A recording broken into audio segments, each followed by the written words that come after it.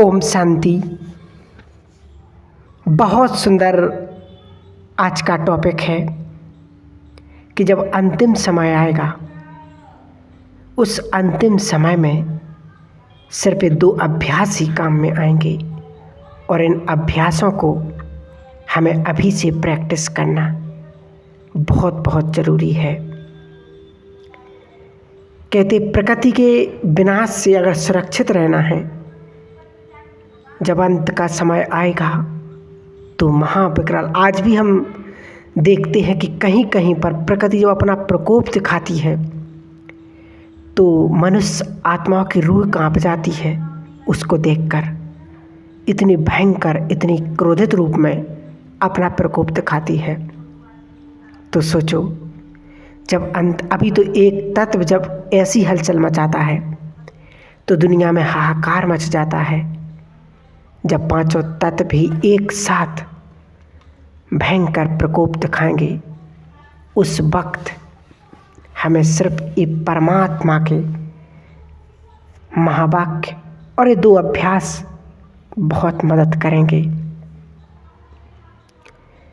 कहते हैं जब अंत में सिवाय एक निराकार परमात्मा के कुछ भी याद ना आए, यही सर्वश्रेष्ठ गति। परंतु मनुष्य जब जीवन में रहता है, उसका अटैचमेंट मनुष्यों में भी और वस्तुओं में भी, धन दौलत संपत्ति में आ जाता है। तो जब वो शरीर छोड़ने वाला होता है तो उसकी स्मृति पटल पर स्पष्ट नजर आने लगता, बरकरार हो जाता है कि मैंने किसके साथ क्या क्या गलत किया, क्या क्या नहीं किया। वो सारी चीज़ें याद आती हैं। तो ऐसे समय में, अंत के समय में, कहते जब अंत का समय व्यक्ति का आता है, सब कुछ उसको स्पष्ट नज़र आने लगता कि मैंने किसके साथ क्या क्या गलत काम किए। और कई ये भी सोचते कि उसने मेरे साथ गलत किया था, मैंने उसके साथ बदला नहीं ले पाया। तो ये भी अंत में होगा। तो सोचो, जैसी अंत में मति होगी वैसी ही गति हो जाएगी। तो बाबा ने बताया बहुत सुंदर कि ये चीज़ें याद आने से पहले आत्मा देह में उलझ जाएगी और कष्ट मिलता रहेगा। मान लो बहुत बीमार है, डॉक्टर भी कह रहे कि अब तो जाएंगे, घर वाले भी कह रहे अब तो ये जाएंगे, प्रभु इनको उठा लो, क्योंकि शरीर में तकलीफ़ बहुत है, बीमारियां बहुत हैं। और यही चक्रव्यूह उसके अंदर भी चलता है कि ना तो उसको वो जाने देता और ना ही रोक पाता, सुख पा पाता है। आत्मा कष्ट पाती रहती है। तो इससे बाबा ने हमें एक बहुत अच्छी बात कही है कि तुम आत्माओं का अंतिम पेपर 1 सेकंड का होगा। 1 सेकंड में तुम्हें ये अभ्यास हुआ कि सिर्फ बाबा बुला रहे, चलो और निकल चले। लेकिन बाबा ने कहा ये होगा वो नहीं आत्माओं को जिन्होंने लंबे समय से अपनी शरीर से अलग होने का अभ्यास किया और इस अभ्यास के द्वारा जो मोह को जीत चुके होंगे, वही उनकी बुद्धि में स्पष्ट नजर आएगा। उन्हें शिव बाबा ही दिखाई देगा कि मुझे सुप्रीम परम सत्ता वो बुला रहा है, जाना है मुझे। तो शरीर छोड़ने में एक परम आनंद की स्थिति हो जाएगी। और यहाँ जो कुछ व्यवस्था है, कहते नहीं इंसान खाली हाथ आया और खाली हाथ ही जाना है, तो वास्तव में अपने पुण्य कर्मों को ही साथ में लेकर जाएगा। वरना और कुछ भी साथ में उसके नहीं जाना है। और जो यहाँ की चीज़ें हैं वो सब यहाँ को ये यूज के लिए हैं, यहाँ बनाया, यहीं यूज किया, यहीं छोड़कर जाना है। और बाबा की याद में उस समय वो स्थिति हो अंतिम पेपर की, और प्रकृति प्रकोप भी आते रहेंगे और इसकी संख्या और बढ़ेगी। आज हम देख रहे हैं कि कहीं पर कुछ होता, कहीं पर कुछ होता, तो ये अभी बहुत कम है। ट्रायल चल रहा है, ट्रायल, क्योंकि इस धरती की वेरिफिकेशन भी होना, उसकी सफाई होनी है। क्योंकि सत्युग आना, सत्युग इस पुरानी दुनिया में तो नहीं आएगा, वो नई दुनिया में आएगा। तो उसके लिए पुरानी दुनिया का पहले मिटना बहुत ज़रूरी है। आज दुनिया में कोई व्यक्ति नया मकान बनाता है, खरीदता है, तो सबसे पहले उस पुराने को छोड़ना पड़ता, या तो बेचता है। मतलब ऐसा नहीं कि पहले ही वो छोड़ दे, उसकी नए की तैयारी होना शुरू हो जाती, और जैसे ही नया बन जाता है पूरा, तो फिर पुराने को छोड़ देता, मिटा देता, बेच देता या कुछ भी करता है। ऐसे वास्तव में इस संसार का अगर सत्युग आना है तो सत्युग की शुरुआत हो चुकी, बनना शुरू हो चुका है। मनुष्य आत्माएं, हम सभी ब्राह्मण आत्माएं अपना अपना पुरुषार्थ कर रहे, यही सत्युग की शुरुआत है। और जब बिल्कुल अंत का समय आ जाएगा तो ऑटोमेटिक ये पुरानी दुनिया खत्म हो जाएगी और नई दुनिया की स्थापना हो जाएगी। और जो प्रकृति है वह बहुत क्रोधित भी हो चुकी है और वो बदला ज़रूर लेगी। तो प्रकृति के प्रकोप से बचने के लिए बाबा ने हमें बहुत सुंदर एक अव्यक्त मुरली में कहा कि समय की सूचना बाबा बार बार दे रहे, बच्चे पुरुषार्थ करो, पुरुषार्थ करो, अब समय बहुत कम है, अब समय तुम्हें चैलेंज दे रहा है। तो बाबा कहते इसमें लंबे काल से मनुष्य को अभ्यास करना चाहिए कि मैं आत्मा हूँ, ये देह छोड़कर जा रही हूँ। देह फिजिकल है, फिर भी मैं आत्मा एक नॉन फिजिकल हूँ, अनादि अविनाशी आत्मा हूँ। मैं तो मरती ही नहीं। और अंत समय में सिर्फ 2 अभ्यास काम में आएंगे। वो कौन से अभ्यास हैं? कि मैं मास्टर सर्वशक्तिमान हूँ, विघ्न विनाशक हूँ। बाबा ने कहा कि तुम ब्राह्मण आत्माओं के अगर प्रकृति प्रकोप हो रहा है, और जहाँ आप ब्राह्मण आत्माओं के पांव होंगे वहाँ पर प्रकृति अपना प्रकोप रोक देगी। वो कब होगा? जब हम अपने स्वयं में स्थित रहेंगे कि मैं एक मास्टर सर्वशक्तिवान आत्मा, विघ्न विनाशक आत्मा हूँ, मुझे विघ्न छू नहीं सकते,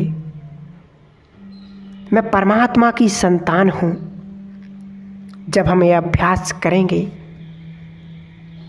तो यही अभ्यास हमें बहुत मदद करेंगे अंत के समय में।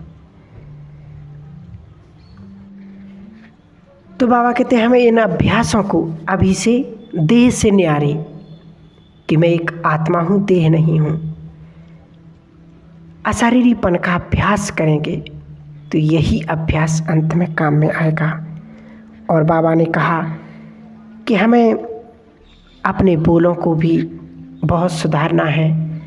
आज नहीं, अगर छोटी छोटी बातों में हम बहुत बड़े बड़े बोल जाते हैं, और उन्हीं बोलों से किसकी आत्मा को कष्ट पहुंच जाए ये किसी को पता नहीं।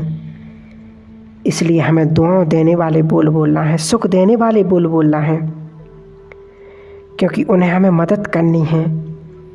क्योंकि जो संसार में हालत होने वाली है या जो हो रही है वह बहुत ही भयानक है मानवता के लिए। इसमें जैसे दुनिया में मानसिक रोग बहुत बढ़ रहे हैं, तो बाबा ने कहा हम आत्माओं को वाइब्रेशन देना है उनको, अगर हम घर पे बैठे हैं तो अपने रूम में बैठे बैठे भी अपने सूक्ष्म वाइब्रेशन फैला सकते। सुबह के शाम नुमा शाम के योग में हमें वाइब्रेशन दुखी अशांत आत्माओं को वाइब्रेशन दे सकती हैं, क्योंकि आज संसार में बहुत आत्माएं, इतनी भयानक स्थिति, आप सभी बाबा के बच्चे अनुभवी हैं, जानते हैं कि ये संसार कितना परिवर्तन हो गया है। आज से 10 साल पहले कैसा समय था, बहुत परिवर्तन आ गया है। तो सोचो, अब तो ऐसी ऐसी बीमारियां, संसार में कोई ऐसा व्यक्ति नहीं बचा जिसको कोई ना कोई बीमारी, कोई ना कोई समस्या, तकलीफ ना हो। हर इंसान किसी ना किसी चीज़ से परेशान है, दुखी है, अशांत है। तो बाबा ने कहा हम सभी बाबा के बच्चों को पूर्वज बनकर उन संसार की आत्माओं की पुकार को सुनना। बाबा ने मुरली में कहा कि बच्चे, तुम्हें अपने भक्तों की पुकार सुनाई नहीं देती? कितनी दुखी है, कितनी परेशान है, कितना पुकार रही हैं कि हे प्रभु आओ और हमारे दुख दर्द दूर करो। तो हमें ये अभ्यास ज़रूर करना, चाहे कोई बाबा का बच्चा कैसा भी हो, 1 महीने वाला, साल, 2 साल, 10 साल, 20 साल, लेकिन हमें सकाश जरूर देना है आत्माओं को और प्रकृति को। बाबा ने कहा तभी हमारे इस जीवन का लाभ वो प्राप्त कर सकेंगे। यही अंतिम समय का पुरुषार्थ है। उसके बाद तो बहुत सुंदर सुख शांति पवित्रता से भरी ये दुनिया स्थापन बाबा कर ही रहे हैं हम बच्चों के लिए। और विनाश भी होना तो इस बात से भी नहीं डरना है,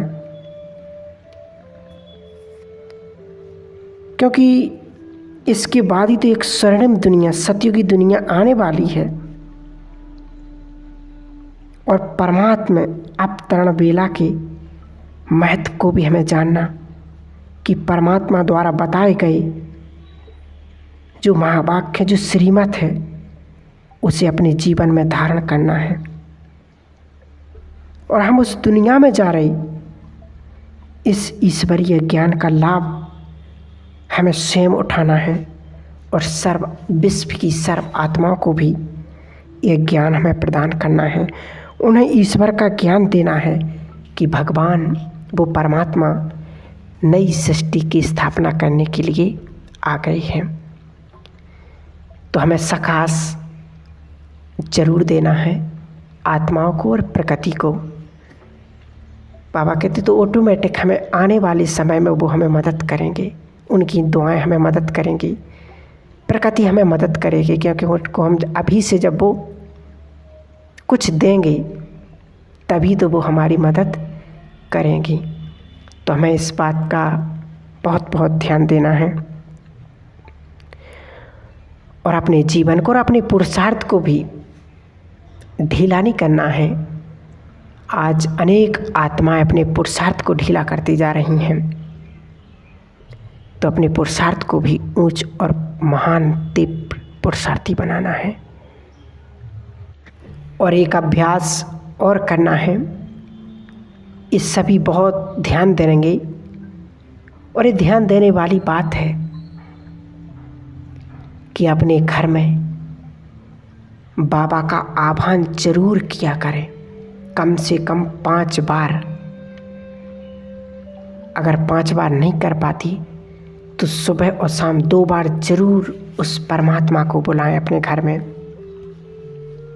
क्योंकि नेगेटिवता, आसुरी शक्तियों का प्रभाव दिन प्रतिदिन बढ़ता जा रहा है। तो हमें यह जरूर करना है, अपने दिल से उस परमात्मा को, अपने बाबा को बुलाना है और बाबा को भोग भी लगाना है। इस बात का बहुत बहुत ध्यान रखना है। ओम शांति, ओम शांति।